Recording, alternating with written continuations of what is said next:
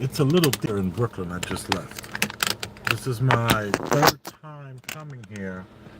I saw the Cocaine Bear here, and I saw something a couple of years back, I don't remember. And now this movie, Renfield. And it's there's gonna be a spoiler here, I'm sure. What's up to you as well? I can't see who your name is, but hi.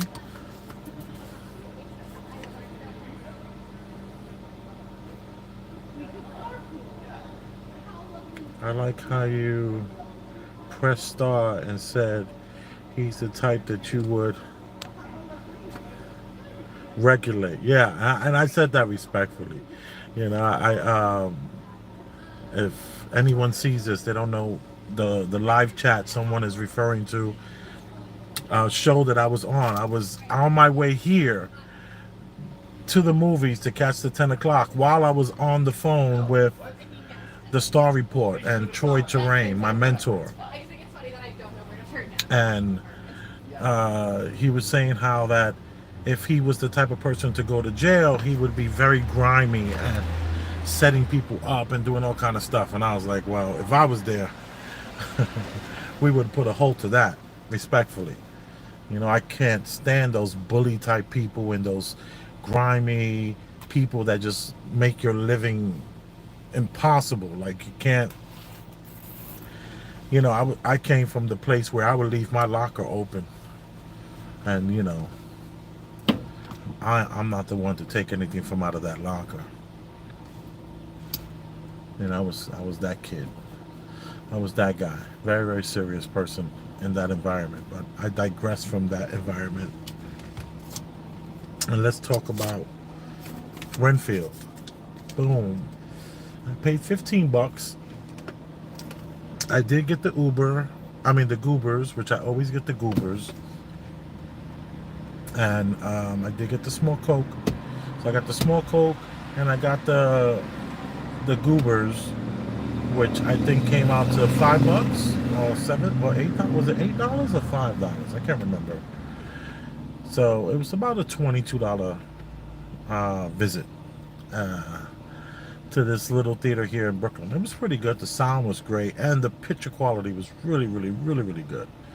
It's not like Cinema Village, where the screen quality, you know, not so great, and the sound, not so great.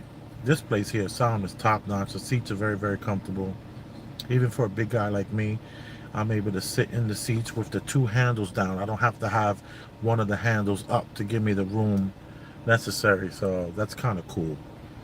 There are a couple of theaters where it's like reminds me just how much weight I need to lose. But this movie was good. Okay, I'm gonna say it was good. And the parts in this movie that wasn't good was meant, it was done on purpose. Like some of the scenes that were unrealistic, some of the acting that was overacting, some of these things were done on purpose. So at least I would argue that. I would argue that these things are being done on purpose. You know, there's no reason for the acting to be this bad in this particular scene, and then every single person in the movie fit some sort of cliche to some degree. Like, let me give you an example of the fitting a cliche. The bad guys in the movie refer to them as hacking the NSA satellite. We just hacked NSA satellite and we should be able to find this person where this person is. And then, of course, who's sitting behind the counter, behind the computer? You have the black guy with the afro and the glasses, and he's there. You know, he hacked the NSA database, and it's like,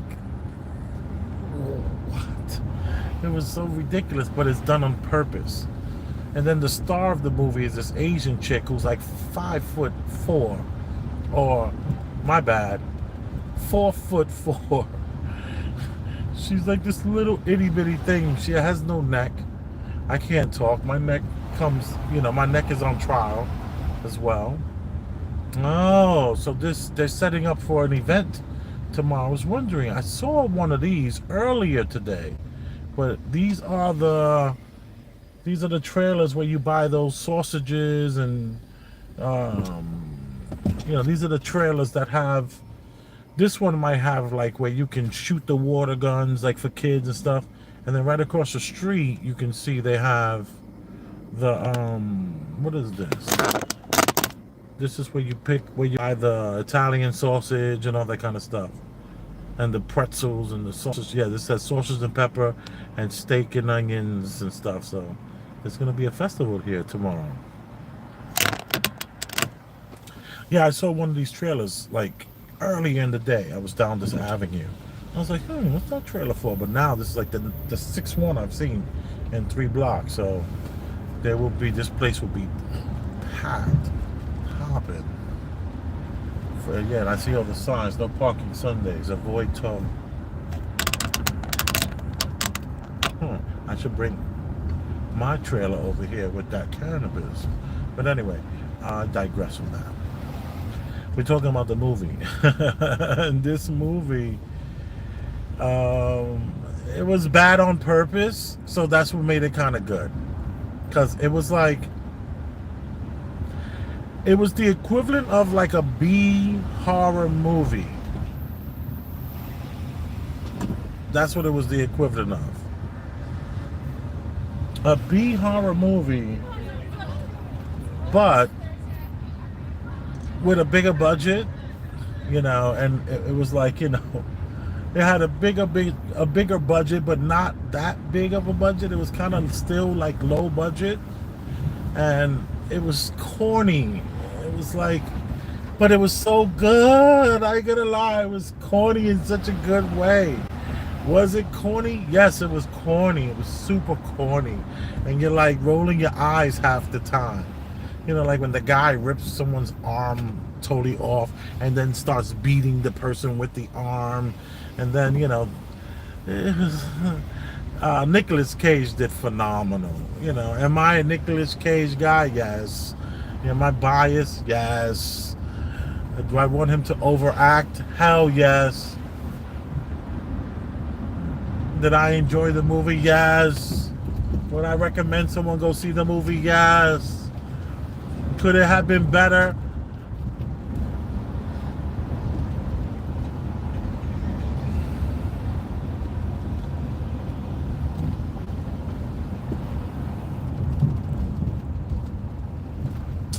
I don't know. I don't know if it could have been better. Would I change anything?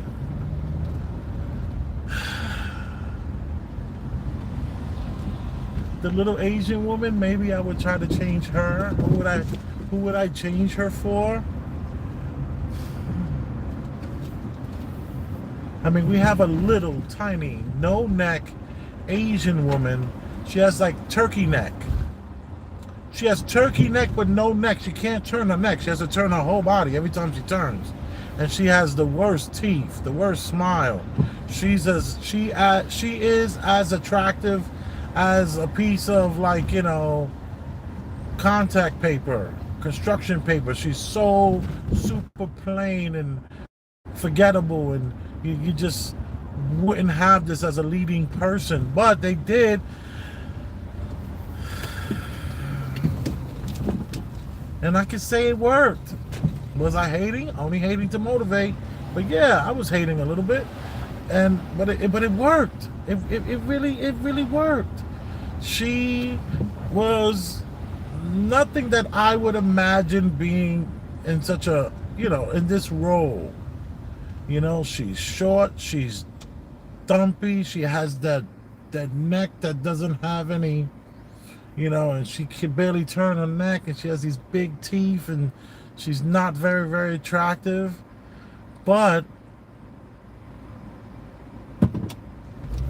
I think they did the right thing keeping her there. So maybe I'll take that back as far as would I change anything? Who would I replace? Nicolas Cage, never. He was so good. And the idea of the show, the idea of the movie is just that we got a vampire here who is super dependent on his handler or his caretaker. Super, super dependent on this caretaker. This caretaker is everything to this guy. But yet, he does every single narcissistic routine to just F with this guy's head at all times. He's doing everything he can to F with this guy's head. And the guy decides to go to, mind you, he has to continue to feed this Dracula, and it's the original Dracula. They even, in the beginning of the movie, they go back to like the first Dracula movies, and it's Nicolas Cage doing these parts, and it's all in black and white, and it's hilarious. I laughed out loud over 10 times in this movie, like really laughed out loud, genuine laughter, like look at what, like, and it was kind of good though. Like maybe I walked out feeling great. So laughter is definitely a great thing. So what else? The plot of the movie is just that you got this guy, he's working, now we're going on like 70, 80 years. He's working for Dracula.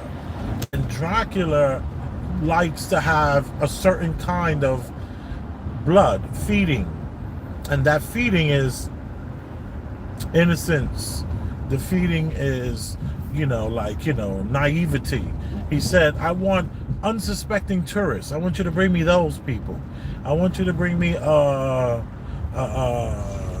car full of nuns. He wants those.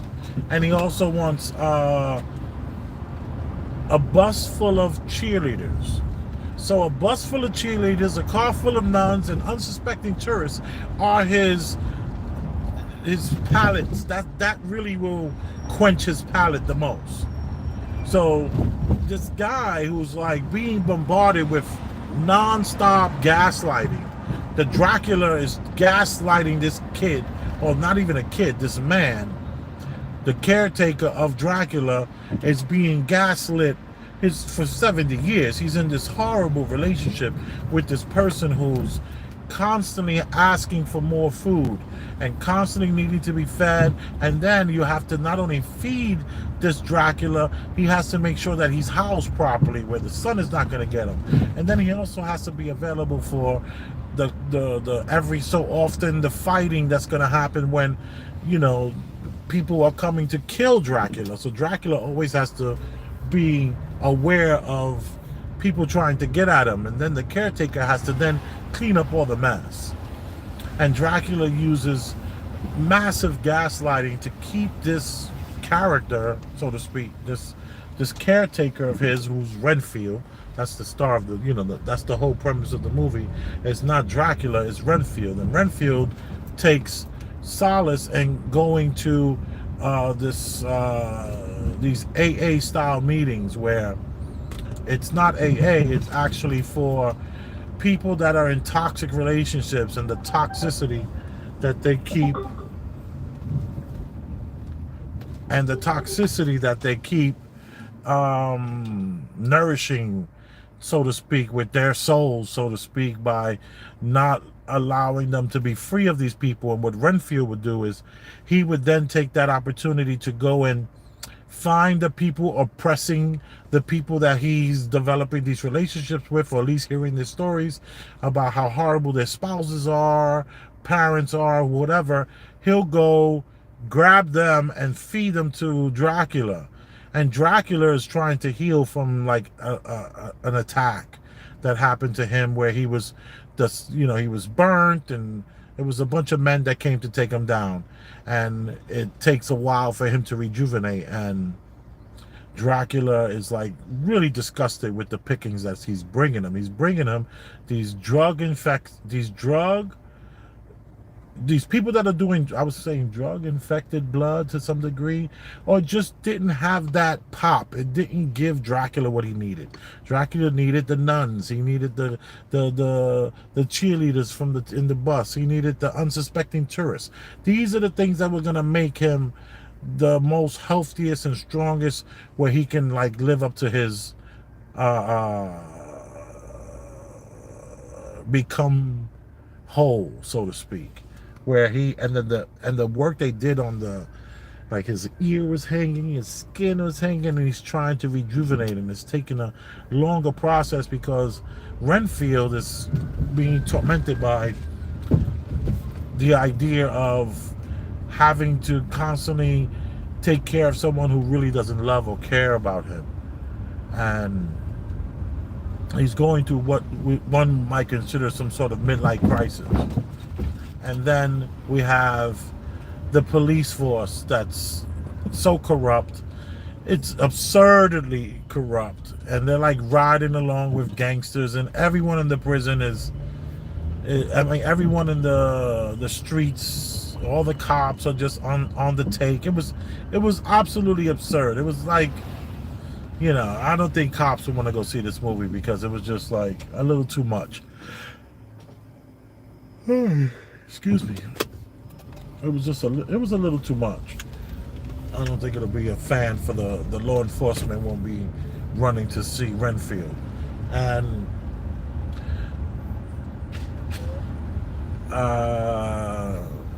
so you have a couple of good scenes, like there's some fight scenes, some shootout scenes, some arm ripping scenes. There are times where Dracula has to like go into different forms, one being like swarm of bats, and the couple of times they did that, it was all CGI, but really, really done well. And there was a couple of times where he turned into smoke, and all these things were pretty cool. Let me back up.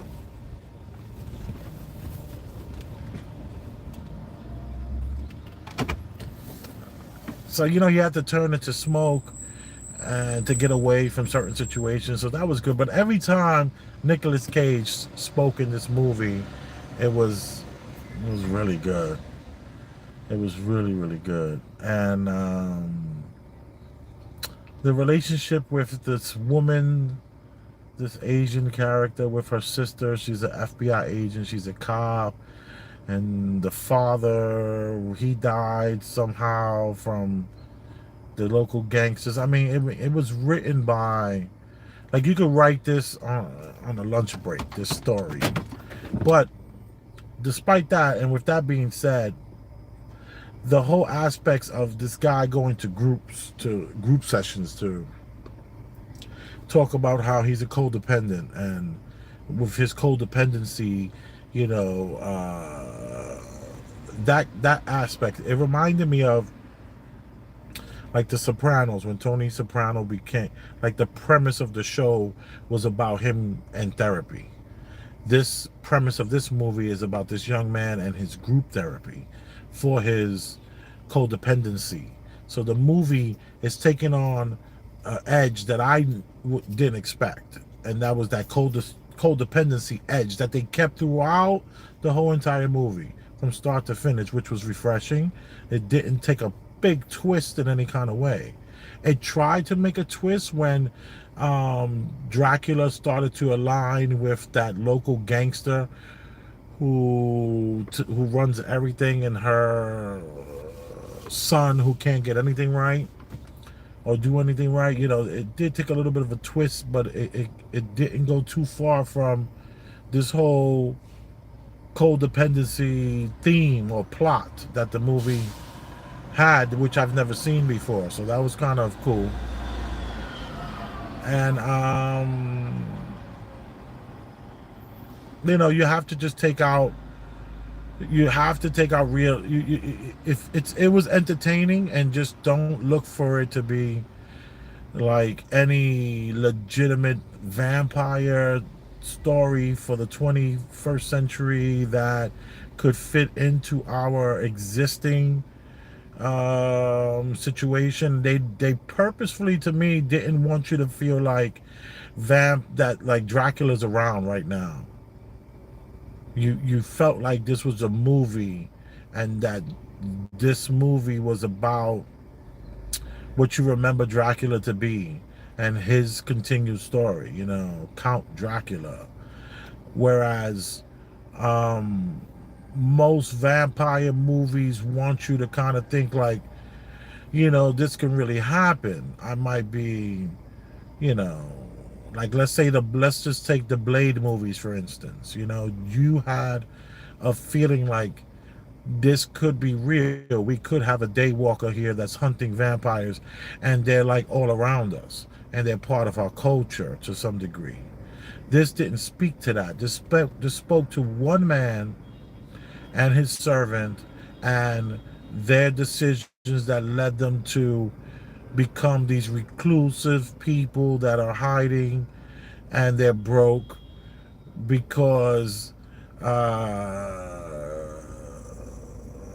Dracula just wasn't, you know, like he's too busy trying to heal that his financial affairs couldn't be taken. In other words, Renfield was his caretaker, but not his financial planner.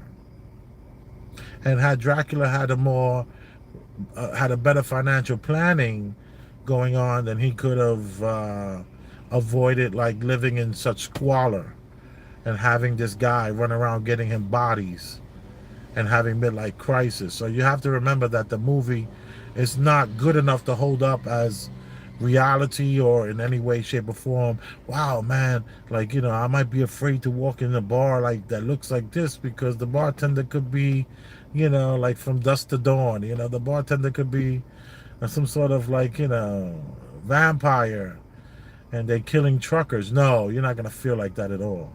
You're gonna feel entertained. You're gonna feel like it's Nicolas Cage once again doing a great job, and you're not gonna take away like, oh my God, like was this? So there was no truth drops. In other words, I didn't feel like there was any hint of truth dropping going on whatsoever. But with that being said, it was good. Now, I don't want to say great movie. It was good. I am biased because I'm a bit of one of those people. I don't even know the name of those people that are into Nicolas Cage and that watch every Nicolas Cage movie. And it doesn't matter what time it's playing, they're going to show up and they're going to root for him and they don't care. I'm not there, but I'm halfway there. You are appreciated checking out this small channel talking about Renfield the movie. I hope I didn't give away too many spoilers, but I just wanted to tell you how I saw it, my interpretation of the movie. I say go see the movie, have some fun. Could you bring children to see it? No, some of those scenes with the blood, even though the blood was all CGI, there was this one scene where he rips Renfield, I believe it is. Renfield rips someone's whole face off. And then you can see like their eyeballs, their cheekbones, and their teeth and their jaw. And it was pretty gruesome and gross. Not enough for me to put my hand in front of my face to cover from seeing it. The music they added was they put you in a place where you weren't afraid. They didn't promote fear in this movie. They promoted more like happenstance and more what's that thing? Mundane, monotony kind of. They made the violence very, very much, you know, like tongue in cheek and a little bit like what's the word I'm looking for? Uh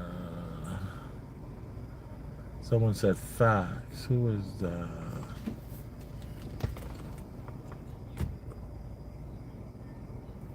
Playoff Pete. Thank you. Flags. Playoff Pete. You've been in here heavy today. Thank you. Yeah, so, I don't think you can bring the kids. I'm not bringing my children to see this movie. Because this movie is for the person who is totally 100% what's the word, numb to violence, even so much so as not numb to violence. Yeah, I think it's numb to violence because there was, but a lot of that is the directing, the way they're pushing the movie. They're pushing the movie to be comedic. A lot of laughing out loud while arms are getting ripped apart. So if you can manage to do that, then you're a damn good director.